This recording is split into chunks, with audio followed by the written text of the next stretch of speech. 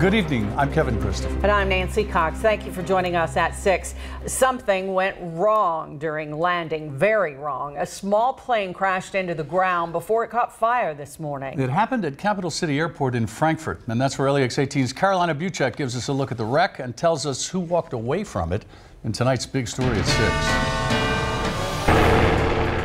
As other planes made their way to the ground, investigators worked to figure out what happened to this one. Appears to have been here doing some kind of instructional training and was involved in a crash. Transportation leaders say a student and a flight instructor were landing during a flight lesson when something caused the plane to hit the runway and veer off into this ditch, leaving debris scattered in the grass. Can you imagine making it out of this plane crash alive, let alone with a few injuries? Well, that is exactly what happened here at Frankfurt's airport. And take a look at this plane. It is badly damaged. Firefighters say when they got here, this left wing, it was on fire. They found somewhat heavy fire to the left side of the engine.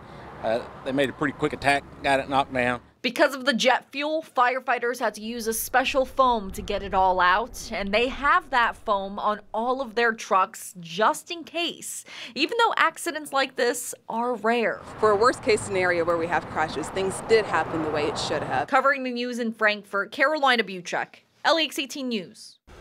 2 sinkholes opened up this week after relentless rain in Pulaski County.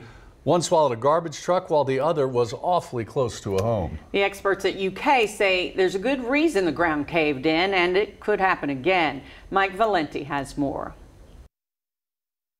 Oh my Lord. Can you believe how deep it is? Oh Lord, no. That's huge. Patricia Wright had only ever seen pictures of sinkholes, never one up close. Certainly never one that opened up across the street. It's kind of crazy. I mean, to have a home and have a sinkhole in behind of it, that's just crazy. Yes. Even crazier, she thought, was that this came just 2 days after a separate sinkhole formed on this road in Somerset, swallowing this truck. But perhaps the most famous sinkhole in the state happened in 2014 when cars at the Corvette Museum in Bowling Green plunged into the earth. But geologists at UK were hardly surprised because, after all, they say this is karst country. So when we talk about karst landscapes, they're areas with a lot of sinkholes, a lot of streams that suddenly flow underground, called sinking streams, and they'll appear a mile or two later. Karst is topography formed by the dissolution of soluble rocks like limestone. Underground water sources can eat at the rock, creating a void and potentially a collapse of land. A lot of rain, that material starts to dissolve, and also the soil becomes much heavier. Places like Somerset are referred to as karst-prone. Researchers at UK are able to track the thousands of sinkholes that happen across the state, but there's no way to predict when these sinkholes happen. And if a sinkhole does open up in your backyard, Hannaberg says call a professional because there may be more potential dangers nearby. Because you don't want to just go dump things in there. It might work for a small sinkhole. It may turn out the sinkhole may be the size of Rupp Arena beneath there, and you just don't know. Covering the news in Pulaski County, Mike Valenti, LEX 18 News. In Fulton County, the mayor of Hickman has declared a state of emergency after a mudslide there. The Emergency Management Office says an unoccupied building was damaged and other buildings could be affected if the mudslide continues. At least one street has been closed. Engineers are assessing the damage and taking safety measures. They recommend staying away from that area because more slippage could happen with more rain in the forecast. Water levels across Kentucky are remarkably high right now. Both the Cumberland and Rockcastle rivers are no exception. B-Rock Campground in the Daniel Boone National Forest is closed due to extremely high levels. Park rangers estimate it may be as much as 11 feet higher than normal, and flooding means a big cleanup once the levels return to normal. So these campsites could stay closed for quite a while. You know, once the water recedes and we'll have a lot of cleanup in there, most of our campsites in there and our SSTs in there are underwater. So we do ask the public to give us a lot of patience as we try to get in there and get that cleaned up. It will take a while. Part of the park is normally closed off until April, but if things don't get cleaned up in time, that opening could be postponed. Did see a little sun earlier today. That's pretty much gone, and probably won't see it again until maybe Sunday afternoon. You're looking now with your St. Joseph Health WeatherBug camera. This one's at Keene, looking back at the Bluegrass Airport. You see Versailles Road going by there as well. Yeah, the overcast is out there again. MaxTrack Live Doppler showing rain coming in now to southern Kentucky. A little heavier rain now south of the Cumberland Parkway, trying to work its way northbound. It's going to make grudging progress northward as we go through this evening. Future Track from 7 o'clock shows the progress northward. This first round gets up to about Highway 52 or so, but then we're going to watch more rain coming up as we continue through the night tonight. So eventually, southern 2/3 of the area will see at least some rain. It'll be heavier south compared to north. That trend will continue through the day tomorrow as well, although as we continue into the afternoon, we are going to see more rain try and bubble north with time. This is just the first wave. We've got another one coming for Friday night into Saturday. That looks to be the heavier of the two, and that one will cover a good chunk of the area. And that may be accompanied by some strong thunderstorms as well. Temperatures are running mid-40s for a lot of us. 45 Mount Sterling, Danville, Frankfort, Lexington. 50 still out of London. You got the 48 there in Williamsburg. Now, we're talking about the flood potential. There are flood watches up tomorrow night on all the way until Sunday morning. We'll talk about that and the strong storm potential in a couple of minutes. Okay, thanks, Bill.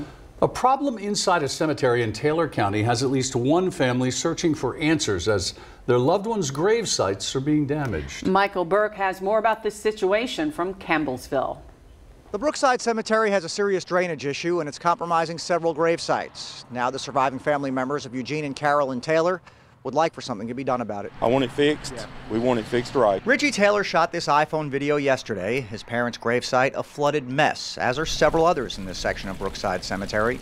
Apparently holes were dug over an easement, something Taylor says never should have happened. This is a 50-foot easement for the sewage and drain tiles. They should have never put a grave on top of a drain. But they dug several, and you can clearly see the problem it's causing. Brookside is privately owned and run by board members like local realtor John Kessler. By phone, he said he's looking into possible solutions, but declined further comment on camera. So until a fix is made, the Taylor family's wounds will remain open. Nobody deserves this. Nobody. Nobody. I mean, nobody deserves coming to a graveyard and seeing what we see. Richie also said that this problem is not related to all of the rain we've had, that you could come here during the middle of the summer during a dry spell, and the same problems would persist.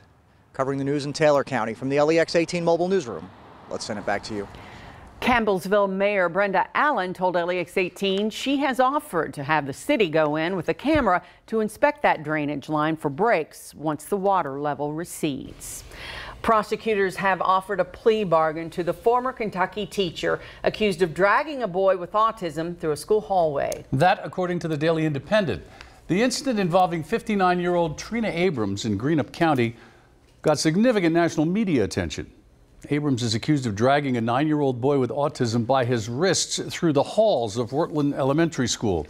Right now, she's charged with 4th-degree assault. Her attorney says he will review the offer of a plea bargain and she will be back in court May 8th. If you think standing in the middle of a ring trying to grab a $100 bill from the horns of a bull sounds like a bad idea, you're right. But people did just that at a rodeo in Owensboro Saturday night. I shouldn't laugh. It's not funny. The first bull was mostly gentle, but the second, not at all. It charged and bucked and tossed contestants into the air just like rag dolls, resulting in severe injuries and at least one hospitalization. Katie Capusta reports. The game is called cowboy pinball. Players must stay within a circle drawn on the ground in a rodeo pen and trying to snatch a $100 bill from between a bull's horns. And it started out innocently enough Saturday night in Owensboro. Up until they let the second bull out, it was pretty normal, you know, just a big old bull out there that's kind of scaring people but not really out to get anybody. But the second bull was another story. Was ready to go after somebody, he was going to get them.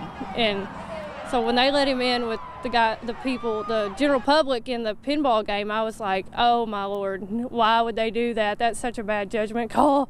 The Owensboro Convention Center manages the sports center. Officials say they had no idea this game would be included in the Bull Bash, and it wasn't used last year at the event either. We didn't have any knowledge about it until it was announced over the speakers. Obviously, if we had known, we would have pulled it immediately. Every contestant signed a waiver before entering the pin, and after the run-in with the bad bull are recovering from scrapes, bruises, broken ribs, and torn ligaments. But some of the spectators who were there say they can't get the image out of their head. He had his head down and he did not stop at the people. He went through them. He didn't slow down at all. He just plowed. Well, that was Katie Capusta reporting.